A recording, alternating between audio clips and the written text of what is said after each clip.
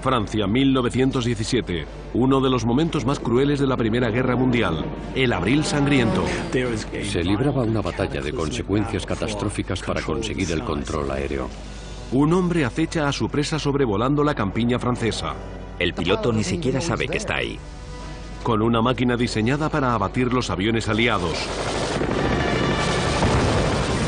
¿Quién dice que las llamadas peleas de perros eran justas? El sanguinario varón rojo alemán llena los campos de cadáveres y de escombros en llamas. Cualquier enemigo que estuviera por debajo de él era hombre muerto. Hasta que un piloto aliado con un modelo nuevo de avión cambia el destino del mejor aviador del mundo. En la historia de la humanidad hay capítulos puntuales en los que coinciden un personaje intrépido, una situación crucial y una innovación en la tecnología. El destino une al hombre, al momento y a la máquina. Hola, soy Hunter Ellis. Manfred von Richthofen, más conocido como el Barón Rojo, fue un cazador nato que convirtió el espacio aéreo en la Primera Guerra Mundial en su terreno de caza. El Albatros D-3 fue su arma principal. Esta unión entre el hombre y la máquina aterraba a los pilotos aliados y generó una fuerza devastadora que condujo a uno de los episodios más sangrientos de la guerra. Abril de 1917. Solo en este mes, el as de la aviación alemana ha derribado 21 aviones. Pero aunque parezca invencible, los pilotos aliados preparan nuevos modelos de aviones de guerra para poder desafiar su superioridad. Ahora más que nunca, el Barón Rojo tendrá que usar todas sus habilidades y mantenerse en lo alto para sobrevivir. Cuando te encuentras solo en un avión, solo tienes una oportunidad. Si el tipo que está al otro lado es mejor que tú y consigue disparar primero, serás tú quien caiga. 4 de agosto de 1914. Alemania inicia las ofensivas en la Primera Guerra Mundial invadiendo Bélgica, que es un país neutral. Gran Bretaña declara la guerra inmediatamente. Los aviones solo tienen 10 años de vida cuando empiezan los enfrentamientos y los líderes militares no tienen muy claro cómo usarlos. Aún no se había determinado su función. ¿Qué iba a hacer un avión? Sabían lo que podía hacer una pistola o un tanque, pero no sabían qué función cumplía un avión. La primera tarea para los aviones de guerra fue la de reconocimiento. Eran aviones de 2 plazas que transportaban al piloto y a un observador, un oficial instruido para fotografiar movimientos de tropas y de artillería. La misión de reconocimiento era primordial. Los servicios aéreos debían proteger a los servicios de reconocimiento que operaban en territorio contrario y derribar los aviones enemigos. Enseguida aparecen los aviones de combate especializados, diseñados para perseguir a la aviación enemiga. Pero los caza necesitan más potencia para disparar, y descubren que llevar un arma a bordo es una gran idea. Tenían estructuras muy poco resistentes hechas de madera y tela. Eran tan frágiles que apenas se mantenían estables con 2 hombres a bordo. Si además subían un arma, algunos de ellos no podían ni despegar. Para subir munición pesada a bordo, los aviones tenían que ser de una plaza, y el mismo piloto era el tirador. Esto supone un nuevo reto. Si tu avión tiene la hélice delante y disparas desde detrás de ella, puede que le des y seas tú quien acabe muriendo en vez del enemigo. Hay que encontrar una forma de esquivar la hélice. Los alemanes solucionaron el problema en 1915 con un interruptor que sincronizaba la ametralladora con el movimiento de la hélice. Conseguían que el arma disparara en los intervalos en los que la pala de la hélice no estaba delante. Esta innovación supuso una gran ventaja para Alemania. Como la mayoría de los caza iban armados por la parte anterior del avión, los pilotos apuntaban a la parte trasera del avión enemigo. Se le llama pelea de perros porque parecen 2 perros persiguiéndose las colas el uno al otro. El combate aéreo no tenía precedentes y los pilotos inventan diferentes tácticas sobre la marcha. Tácticas como la pelea de perros. Nadie sabía cómo iba a ser. Estaban haciendo algo que nadie había hecho antes. No hay normas, no hay técnica. Piensan distintas maniobras y las prueban. En 1916, una de las grandes figuras de la aviación alemana tiene 25 años y se llama Oswald Boelcke. Desarrolla una serie de tácticas que luego formalizará como normas para la aviación de combate, la Boelcke Dicta. Lo primero y lo más importante es conseguir altitud. Debes estar por encima del enemigo, debes verle antes de que él te vea a ti. Debes mantener el sol a tu espalda para que el enemigo lo tenga de cara cuando mire en tu dirección, dificultándole la tarea. Boelcke descubre que el mejor ataque es el que empieza con un movimiento descendente y por la parte trasera del avión enemigo. La peor posición en la que te puedes encontrar es tener a tu enemigo por encima de ti en la parte posterior, porque puede descender en tu dirección ganando velocidad con la pérdida de altura y acabará atrapándote. Con estas tácticas, Boelcke se convierte en una celebridad nacional, consiguiendo victoria tras victoria. Los pilotos son una nueva raza. Eran un nuevo tipo de héroe ya que ningún ejército había tenido pilotos hasta la fecha. La gente estaba impresionada con estos chicos que volaban y derribaban aviones enemigos. El verano de 1916, Alemania controla Bélgica, Luxemburgo y parte del noreste de Francia. En julio, el ejército alemán esquiva el ataque masivo de las tropas aliadas en la batalla de Somme. A los alemanes no les preocupaba demasiado controlar el espacio aéreo de Gran Bretaña o de Francia. Les interesaba más defenderse de los aviones enemigos que se acercaban a su territorio para espiar a su ejército. El segundo año de guerra, los aliados ya habían desarrollado aviones de combate especializados. Francia había desarrollado el Escadrille de Chasse, los británicos usaban los caza en escuadrones y los alemanes vieron que era necesario hacer algo parecido. Los escuadrones de combate alemanes se llaman Jagdstaffel o Jasta y agrupaban entre 12 y 18 aviones. En agosto de 1916, Oswald Boelcke lidera el Jasta II. La misión del escuadrón de Boelcke se ceñía exclusivamente al combate aéreo. Debían mantener el espacio aéreo alemán libre de aviones aliados. Boelcke tiene autoridad suficiente para reclutar a los pilotos que quiera. Entre sus elegidos se encuentra un oficial de caballería de 23 años que resulta ser un buen piloto. Esta elección determina el principio de una unión entre un hombre y una máquina que creará una de las grandes leyendas militares en cuanto a valentía y resistencia se refiere. El oficial se llama Baron Manfred von Richthofen. Capitán Boelcke, schon gut. Bitte kommen Sie herein. Boelcke no buscaba pilotos que tuvieran las habilidades necesarias para llevar aviones de combate, sino pilotos que tuvieran coraje y fueran agresivos. Cualidades que observa desde un primer momento en Manfred von Richthofen. Lo que Boelcke ve en Richthofen es a un joven con espíritu. Es un asesino, un soldado, y creo que Boelcke se da cuenta de que es imperturbable. Esa actitud es la que hay que tener para sobrevivir en el aire. Richthofen inicia su carrera como piloto de combate en uno de los primeros aviones diseñados para ese fin, el Albatros D-2. Su motor, muy potente y pesado, permite llevar una ametralladora doble. El Albatros es veloz, ideal para descender y acercarse a aviones más lentos y poco manejables y derribarlos.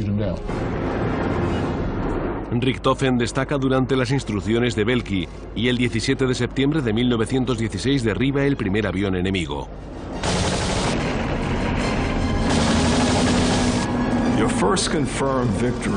La primera victoria confirmada es motivo de euforia para un piloto.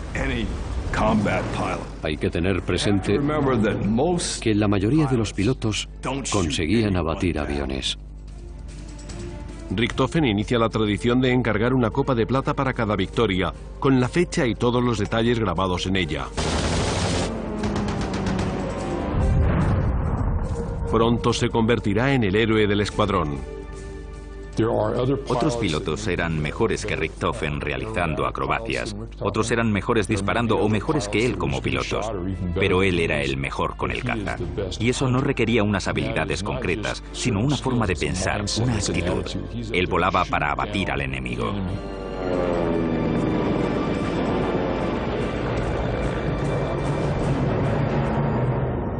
...23 de noviembre de 1916... Richtofen lleva menos de 3 meses como piloto y ya contabiliza 10 victorias cuando se enfrenta a un piloto británico en un de Havilland DH2. En noviembre de 1916, el de Havilland DH2 empieza a quedarse obsoleto. Tiene un motor rotativo. Tiene muchos cables y una cola hecha en un enrejado que aloja la hélice trasera. Comparado con el Albatros, es muy poco resistente. Richtofen sabe que el avión es inferior al que él lleva. Sabe que se trata de que no le supondrá mucho trabajo derribarlo. Pero lo que observa enseguida es que persigue a un buen piloto, a alguien que puede llegar a ser mejor que él mismo. Tras los controles del avión enemigo se encuentra el número 1 de la aviación británica de combate, el mayor Lanu Hawker. Hawker, quien ya poseía una Cruz Victoria por sus méritos anteriores, era un piloto sobresaliente. Era muy buen aviador y compartía muchas de sus cualidades con Richtofen. Le llamaban el Belky inglés. Hawker hacía maniobras que Richtofen no había visto jamás. Y este no dejaba de pensar en estrategias, en cualquier maniobra para desestabilizar a Hawker. Después de una larga serie de maniobras, Richtofen consigue coger el control de la situación y dirige la vista hacia la cola de Hawker. Manfred von Richthofen está a punto de realizar el mejor blanco de su carrera, cuando de pronto todo sale mal.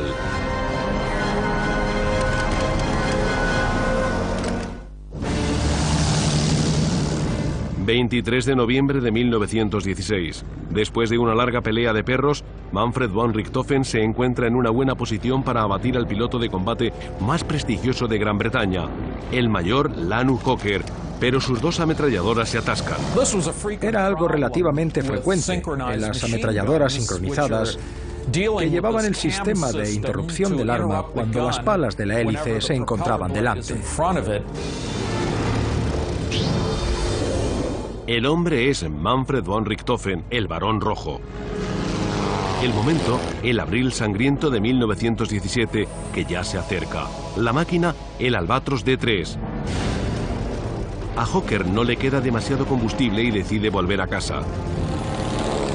La ventaja para los alemanes es que todas estas batallas pasaban en su territorio. Y a los pilotos británicos les supone un largo camino que hace que se queden sin combustible. Richthofen se acerca al de Havilland y consigue solucionar el atasco.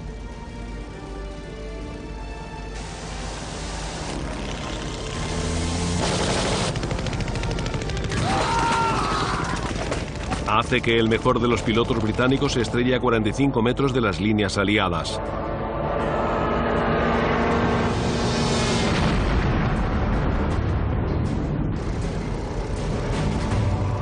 En ese momento, Richthofen aprende que lo que importa no es la calidad de la máquina, sino la destreza del piloto. Y acaba de comprobar lo que significa enfrentarse a un piloto que sabe lo que hace. Aunque su avión sea peor que el tuyo, puede vencerte. Richthofen es un enemigo incansable que siempre espera el mejor momento para presentarse antes de atacar. Su clara superioridad es consecuencia de una de sus pasiones de la infancia, cazar en los bosques de Alemania. Manfred von Richthofen nace el 2 de mayo de 1892 en Breslau, en el estado alemán de Prusia. Como todos los hombres en Richthofen, Manfred es varón.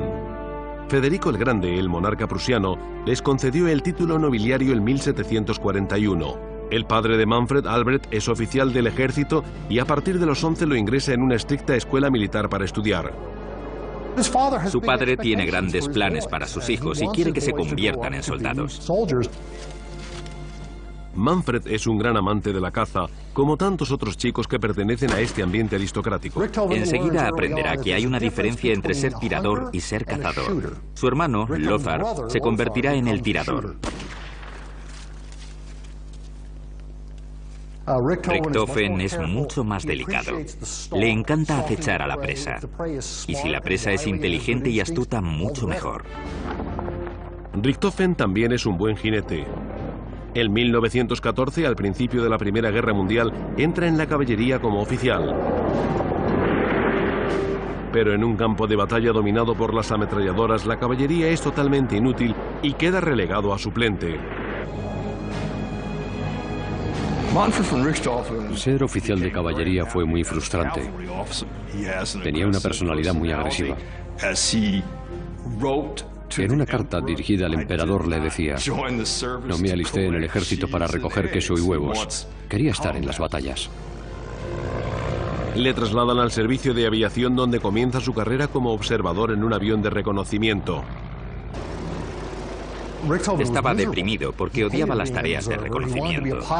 Quería ser piloto porque ellos hacían toda la parte interesante. Él se limitaba a mirar con prismáticos, odiaba su trabajo y quería acción.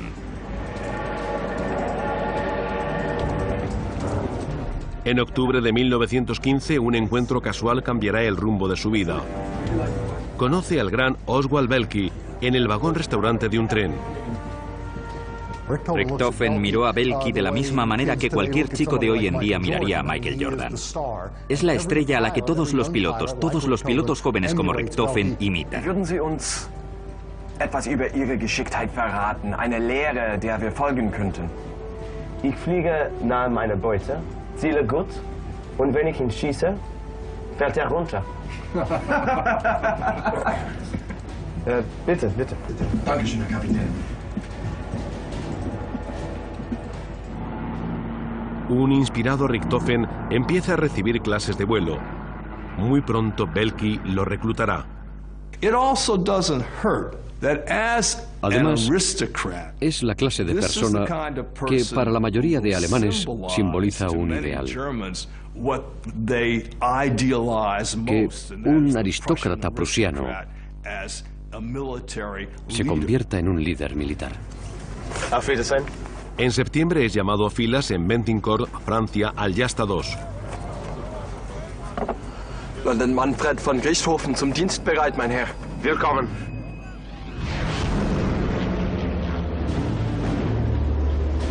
En 3 semanas se cobra su primera víctima.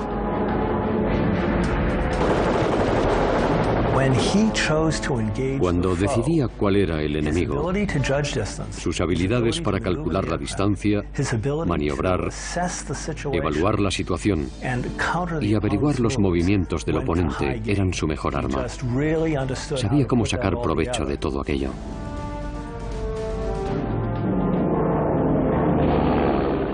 ...28 de octubre de 1916... Solo hace 2 meses que recibe instrucción como piloto de combate y se produce una tragedia. Belky muere en un choque contra uno de sus propios aviones.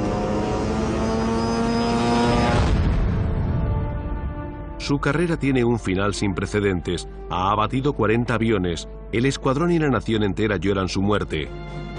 Es una gran desgracia, tanto para el escuadrón como para Alemania, para la moral del pueblo alemán, para la comandancia, pero sobre todo lo es para Richthofen. En otoño de 1916 ya han pasado 2 años desde el inicio de la guerra y se encuentran en punto muerto. La escasez de víveres y de combustible diezma a la población alemana. Con la muerte de Belky, la patria pierde un héroe nacional y ahora todas las miradas del ejército alemán están puestas en Richthofen como sucesor. En enero de 1917, Richthofen está bien encaminado en esa dirección. Con 16 victorias recibe la medalla más importante en Alemania por su valor y por el liderazgo de su propio escuadrón, el Jasta 11. Probablemente es el personaje alemán más célebre de la Primera Guerra Mundial. Alguien que simplemente domina la atención del público en general. De repente todos los alemanes coleccionan unas tarjetas que serían como cromos con retratos de Richthofen. Tenía muchos fans. No se les puede llamar de otra manera. Se convierte en un héroe en todos los sentidos, incluso en el sentido actual del término. Pero el Jasta 11 pondrá a prueba su liderazgo. El escuadrón solo lleva 4 meses de instrucción y no ha podido abatir ni un solo avión enemigo. Además les tocan los Halberstadt, que no están en la misma categoría que los Albatros. El 16 de enero de 1917, Richthofen llega a La Brayelle, en Francia, para comandar al grupo. Creo que le preocupa mucho menos su propia reputación que lo que tiene delante de sus ojos, que es una tropa de pilotos inútiles que no han llegado a nada. No han derribado ningún avión. El panorama es desalentador y eso supone un gran reto. Ahora empieza a sentir el compromiso que supone su posición. Y con la llegada de la primavera, la mejora del tiempo facilita el vuelo, así que debe apresurarse. La gente sabe que con la mejora del clima, la batalla por el control del espacio aéreo se encarnizará.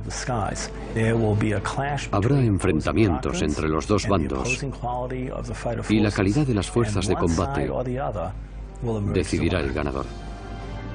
La presión de los altos mandos del ejército cae directamente sobre Richthofen, terminando con esa situación de punto muerto y recuperando el liderazgo en la guerra aérea. Ein Moment, ganz ernsthaft jetzt. Ja? 16 de enero de 1917. El as de la aviación alemana coge el mando del Jasta 11, un escuadrón de pilotos inexpertos que aún no han conseguido abatir ni un avión enemigo. Prost zum Wohl, Männer. Los lleva al exterior y los selecciona. Les dice, no vais a morir mientras yo esté al mando. Si seguís a este ritmo, moriréis todos, pero yo no me voy a conformar. La esperanza para estos pilotos llega en forma de aviones nuevos. Son la nueva generación de Albatros, los D-3. Con ellos, Richthofen conseguirá la primera victoria para el escuadrón y pintará el suyo de color rojo. Richthofen wants Quiere que el enemigo lo identifique en cuanto lo vea. Quiere que sepan que está ahí, sin duda. Es una manera de distinguirse. Soy Richthofen, estoy aquí. Piloto este avión rojo. Si quieres pelear, adelante. Su Albatros destaca por ser el único avión rojo en el frente. Los pilotos del Jasta 11 le imitan y pintan sus aviones de colores chillones, todos con algún detalle en rojo. El D-3 les inspira confianza, y debería hacerlo, ya que en ese momento es superior a cualquier otro avión. El Albatros D-3 mide 7 metros de largo y casi 9 de envergadura, y tiene el fuselaje cubierto con contrachapado. Es una versión del biplano. Se llama sesquiplano, que quiere decir que tiene un ala y media. El ala superior es más ancha que la inferior y está sujeta con un solo larguero. La gran ventaja de tener un solo larguero respecto al biplano tradicional era que si el piloto miraba hacia abajo, tenía más visibilidad para ver lo que ocurría y poder controlar al enemigo antes de que él te viera a ti. Suponía una gran ventaja. El Albatros lleva un motor Mercedes de 160 caballos. Con él, el Albatros llega a los 165 km por hora. No es tan rápido como el Spata 7 francés, que alcanza los 190 km por hora, pero el Albatros tiene el doble de alcance que el Spat y doble potencia de disparo. Lleva 2 ametralladoras Spandau de 7,92 milímetros frente a la ametralladora Vickers del Spat. Richthofen pensó que la idea de acechar y perseguir a la presa desde el mismo avión era perfecta.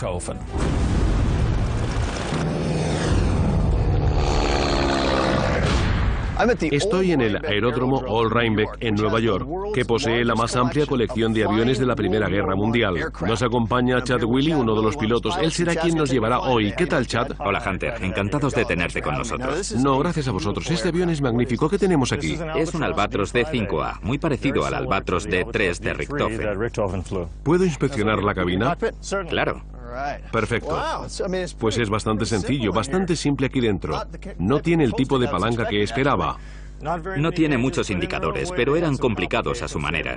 Llevaban gatillos dobles para cada una de las ametralladoras. Podían dispararlas juntas o por separado por si tenían algún atasco.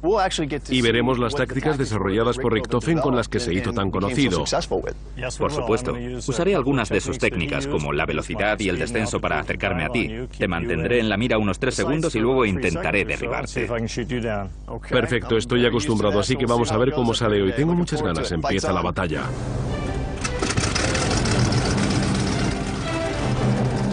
Como la mayoría de las víctimas del Barón Rojo, soy un blanco indefenso en este enorme biplaza. En una pelea de perros en la Primera Guerra Mundial, la altitud es la ventaja más importante que un piloto tiene para el ataque.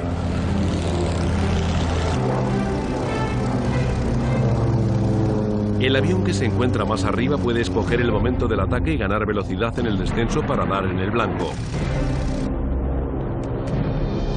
Chad nos ha tenido en la mira durante más de 3 segundos en 2 ocasiones. Si fuera el Barón Rojo, yo ya me habría convertido en una copa de plata más para su colección. Sí. Genial. El Barón Rojo convirtió a ese escuadrón de inexpertos en una fuerza aérea de primera, enseñándoles sus técnicas con el Albatros D3. Mientras la reputación de Richthofen se extiende más allá de Alemania, los periódicos británicos lo bautizan como el sangriento Barón Rojo. La prensa británica alimenta la propaganda alemana dándole una imagen de personaje invencible, creando un aura a su alrededor, forjando una leyenda. Como piloto británico tenías que enfrentarte a eso. 24 de enero de 1917. Un avión de reconocimiento británico sobrevuela Francia fotografiando el territorio dominado por los alemanes. De pronto, como si saliera de la nada, aparece el Barón Rojo. Como pilotos de reconocimiento británicos, en un avión de 2 plazas, la mayoría de ellos estaban desentrenados. Para resumir, podemos decir que era carne de cañón. Richthofen desciende en su dirección y dispara en dirección al motor y al depósito del combustible. Es su victoria número 18. Mientras observa cómo se quema el avión enemigo, se da cuenta de que está en problemas. Su avión estaba destrozado. El ala del Albatros se estaba resquebrajando. El sangriento Barón Rojo está a punto de ser derribado por un fallo en su propia máquina. Imaginad la desgracia de que no estuviera a punto de morir a manos del piloto británico, sino a manos de su propio avión.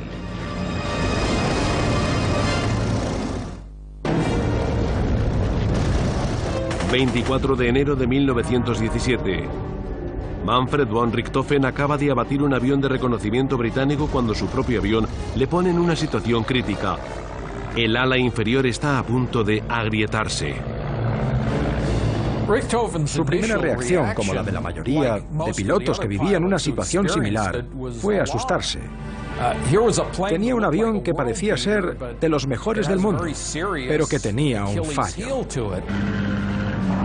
Richthofen consigue realizar un aterrizaje de emergencia, pero está claro que el nuevo D3 tiene un defecto en la estructura. Unos días antes, 2 pilotos de otro escuadrón habían muerto a causa del mismo fallo.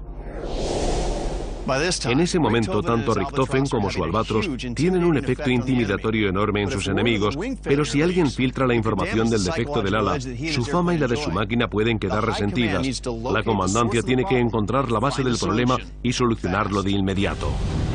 Parece que el culpable del fallo es el larguero que sostiene el ala inferior. El lugar en el que está situado queda demasiado lejos del borde de ataque y debilita el ala en las maniobras más complicadas. El ala inferior con un único larguero del Albatros es un problema en las maniobras en las que se ejerce mucha presión sobre ella y plantea una gran desventaja en el combate aéreo. Mientras reparan el Albatros, Richthofen vuela con avión de repuesto menos potente. De todas maneras, consigue llegar a las 20 victorias en las siguientes semanas. Manfred von Richthofen llegó a la categoría de héroe con 20 victorias, y eso solo representaba un cuarto de lo que conseguiría en total. Casi todas las casas alemanas tenían su retrato en la pared. En marzo de 1917, el hermano de Manfred, Lothar, se une al escuadrón. Glückwunsch und willkommen bei Jaster 11. Ja, ist ganz gut, dass du auch dabei bist. El comando se da cuenta del valor propagandístico de tener a los dos Richthofen volando juntos. Manfred von Richthofen afirma: yo soy un cazador nato, mi hermano Lothar es un sanguinario.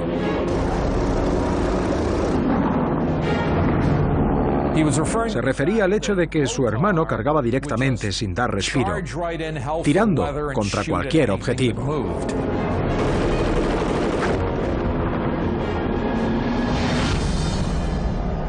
Una semana después, mientras Gran Bretaña preparaba su ataque, el D3 vuelve a entrar en acción. Le han añadido un refuerzo al ala inferior para que sea más resistente. Pero los pilotos tendrán que controlar la velocidad de descenso o las alas pueden volver a fallar. ¿Saber que tienes que controlar la velocidad o las alas de tu avión que pueden volver a fallar? No. Eso desanima a cualquier piloto.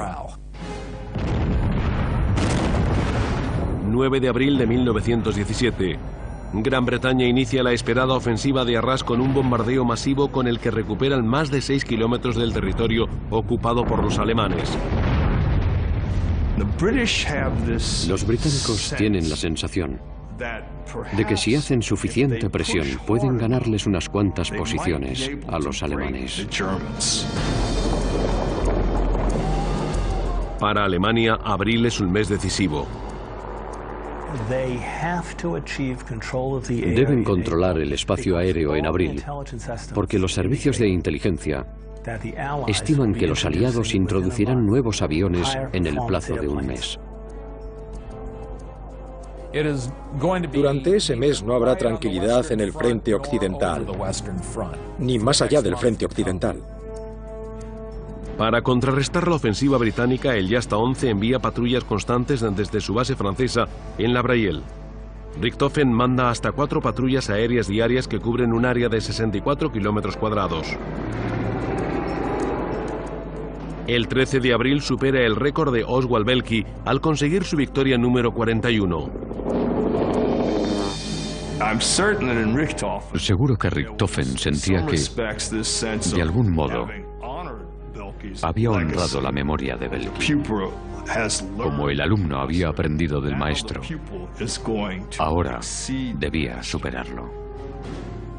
Gran Bretaña sufría grandes pérdidas y los británicos bautizaron este mes como el Abril Sangriento. Hasta el día 22, solo el Jasta 11 había conseguido abatir 100 aviones, pero en un negocio en el que el más mínimo error puede costar la vida, cada éxito hace que el Barón Rojo tenga más posibilidades de perder su buena racha. 29 de abril de 1917, el día amanece despejado, un cielo ideal para volar. Richthofen vuela en una patrulla matutina con su hermano Lothar. Se lo pasan bien porque saben que, primero, son superiores a su enemigo. Segundo, Richthofen sale con el escuadrón al que él ha instruido, formado por hombres en los que confía plenamente. Y tercero, y muy importante, porque vuela con su hermano. Son la pareja perfecta para salir a cazar. Pero la presa será mucho más peligrosa. Richthofen se topará con aviones de nueva generación diseñados para superar al Albatros. Su reputación tendrá que superar una dura prueba.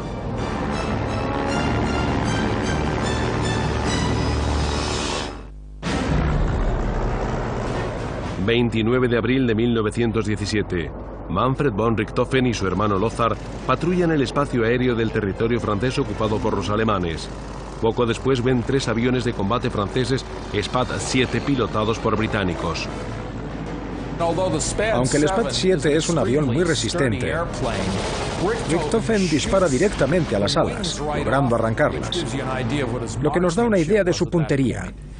Y según su descripción, el fuselaje cae en picado, envuelto en llamas. El hombre es el Barón Rojo. La máquina es el Albatros D3, un arma voladora equipada con una dosis letal de munición. El momento es el Abril Sangriento, cuando la batalla para conseguir el dominio del espacio aéreo llega a su momento más sanguinario.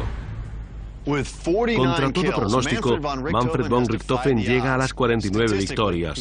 Según las estadísticas, tendría que haber muerto hace tiempo. El comando quiere que deje de volar, ya que prefieren la propaganda de un héroe vivo que de uno muerto. En unos días tendrá que marcharse de permiso, sin saber si podrá regresar.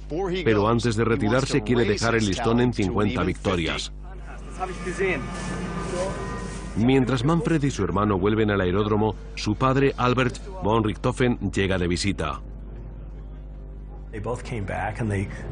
Los dos regresaron. Bajaron de los aviones y el hermano dijo: «Padre, acabo de derribar un avión británico». Y Richthofen baja del suyo, se acerca al padre y le dice: «Yo también». Durante la comida, un avión de reconocimiento alemán es abatido mientras sobrevuela el aeródromo.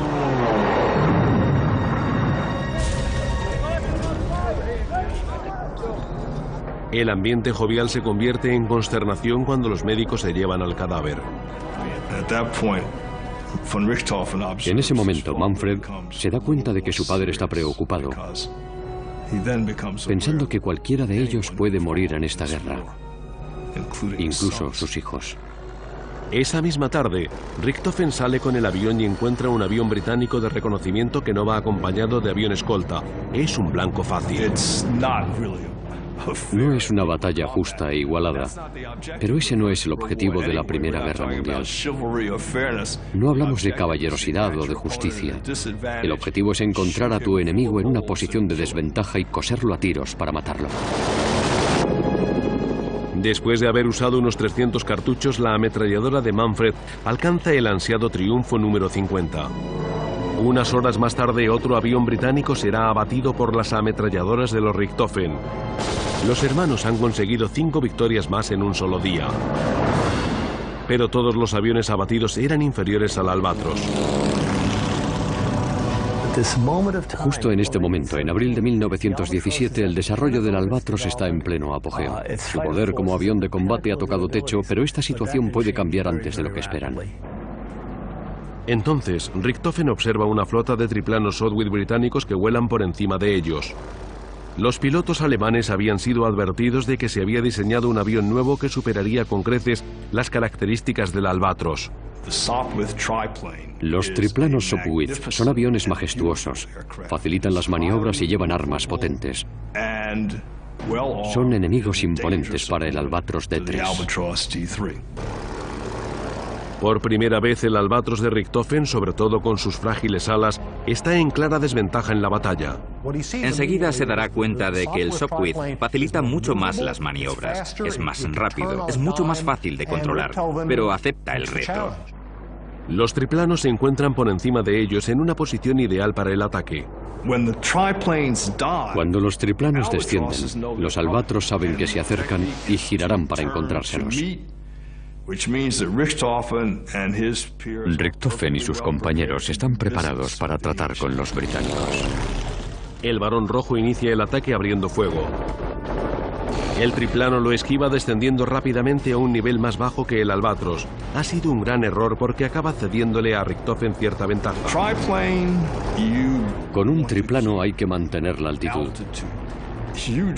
Nunca hay que entrar en combate o descender por debajo del enemigo que pilota el Albatros, porque una vez te encuentras por debajo del Albatros, solo tiene que buscar la parte trasera y te acribillará. Al darse cuenta del grave error, el piloto intenta llegar a las líneas aliadas, pero el Albatros no puede dejarlo atrás, así que Richthofen probará otra táctica. Vuelve a disparar, aunque está a demasiada distancia y no tiene posibilidades de alcanzar el triplano.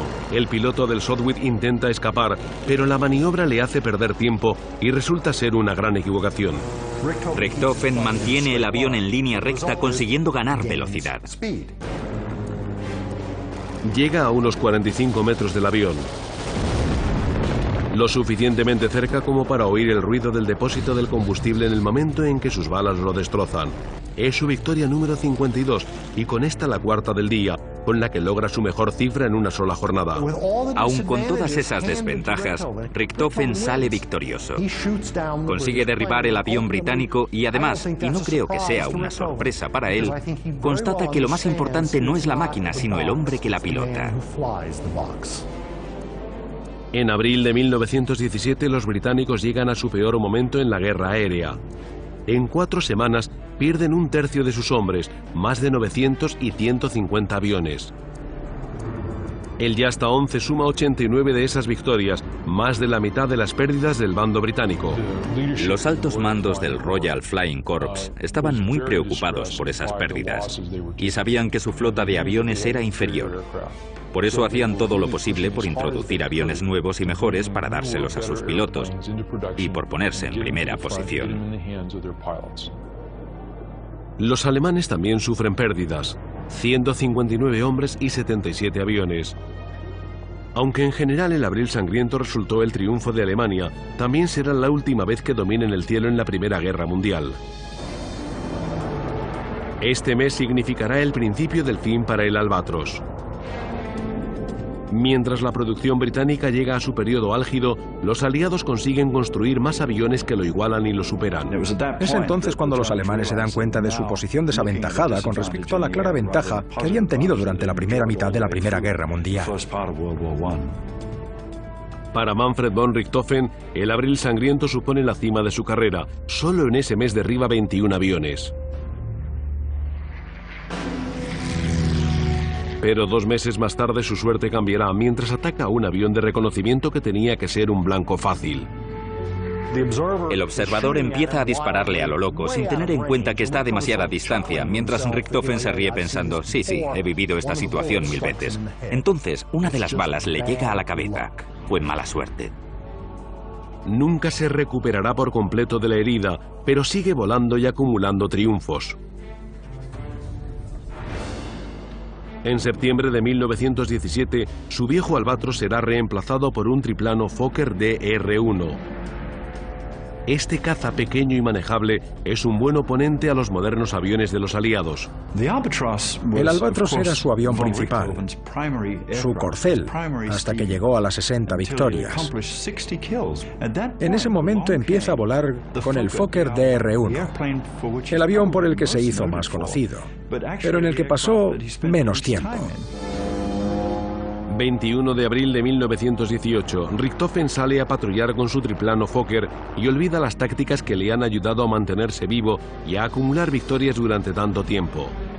Persigue a un piloto inexperto, acercándose a las líneas enemigas y situándose peligrosamente al alcance de la artillería de tierra. En ese momento se encuentra exhausto. Su herida aún no está cerrada. Sigue siendo un excelente piloto de combate, pero ya no es el mismo hombre.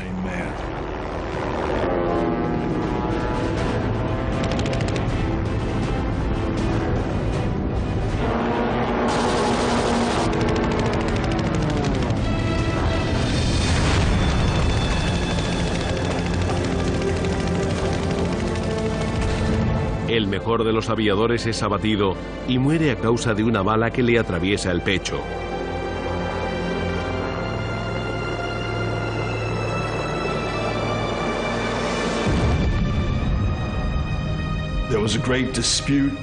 Después de derribarlo se produce una disputa para aclarar si el autor del disparo había sido el capitán Roy Brown desde un Spotwood Camel o los tiradores australianos que lo habían abatido desde tierra. De todas formas, no había mucha diferencia. Estaba muerto. Faltaban 2 semanas para el 26 cumpleaños de Richthofen. Los aliados le preparan un entierro con todos los honores militares. Su carrera, con 80 victorias a sus espaldas, no fue igualada por ningún otro aviador en la Primera Guerra Mundial. Su hermano Lothar sobrevive a la guerra, pero muere en un accidente aéreo en 1922 con 27 años. Merece ser recordado como un héroe militar extraordinario, no solo como un héroe militar alemán. Es un héroe militar para todo aquel que sabe cuán difícil es ser piloto de combate, para quien conoce el funcionamiento de esos primeros aviones y el reto que significaba enfrentarse a un enemigo en unas condiciones físicas deplorables. La verdad es que Richthofen lo hizo mejor que nadie.